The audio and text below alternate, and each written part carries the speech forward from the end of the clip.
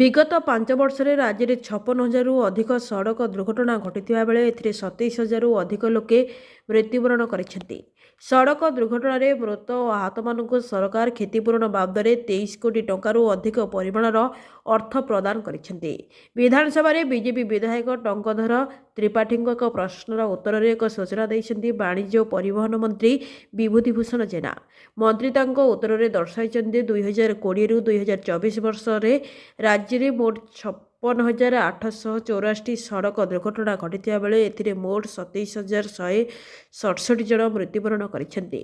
କ୍ଷତିପୂରଣ ବାବଦରେ ଆହତ ବ୍ୟକ୍ତି ଓ ମୃତକଙ୍କ ସମ୍ପର୍କୀୟଙ୍କୁ 23 କୋଟି 17 ଲକ୍ଷ 60 ହଜାର ଟଙ୍କା ପ୍ରଦାନ କରାଯାଇଛି।